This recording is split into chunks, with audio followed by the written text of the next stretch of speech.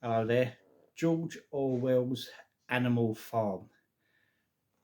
I think the vast majority of people know about this book, even people that don't read very often might have come across this. It's often used in school curriculums during GCSE studies of English literature. I think that was where I first read Animal Farm by George Orwell. It was the first George Orwell book I ever read. I thought it was fabulous. It's a very simplistic but very clever story, and anyone knows what the author is trying to get at when he writes this. It's only a small novella, very short. But I read all George Orwell's works. I think almost backwards because I read this one first, and I think it was his second from last. Then I read 1984 and was, well, I thought that was a terrific story as well, very deep. And then I read Homage to Catalonia and I started going backwards. The Road to Wigan Pier, down in London and Paris. Um, I read Burmese Days, Coming Up for Air. And I went, as you're going backwards, you have to sort of take a step back and put everything in order. And it seems that George Orwell was an author, was on a journey, a little journey trying to do things. And I think when it came to Homage to Catalonia, when he wrote about his experiences in the Spanish Civil War, that was the grand experiment that failed for him when he got shot in the throat and everything. And then when he wrote this and 1984, I think he was very disillusioned with socialism or some new order. I think he was searching for a new order because in Burmese days he's sort of having to go at the old colonial ways of the empire and something new. He's searching for something new, and this Animal Farm.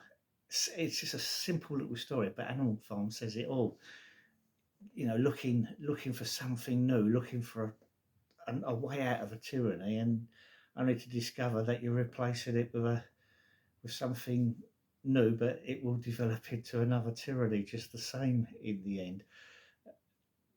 I get the feeling that the last two novels by George Orwell, or the two works by George Orwell, he'd given up, but was just telling readers what he had perceived, what he sees, and what always comes about. And this little story is marvelous, absolutely marvelous, and it's all about farm animals that launch a rebellion against the farmer to get rid of the human farmer, and they decide that the animals themselves will uh, run the farm and that they'll do it better and all that. And in the end, before you know it, you've got a hierarchy run by the pigs, and the animals are in the same sort of situation as they were before. It's a it's a gradual development, but very in a very short space of time, and you follow this journey of Animal Farm. You know that this little nation, this little kingdom or country that's run by the animals. This new order, and it's really cleverly done. Even people, as I said, even people that don't read many books have probably read this one because it has a big influence on lots and lots of people.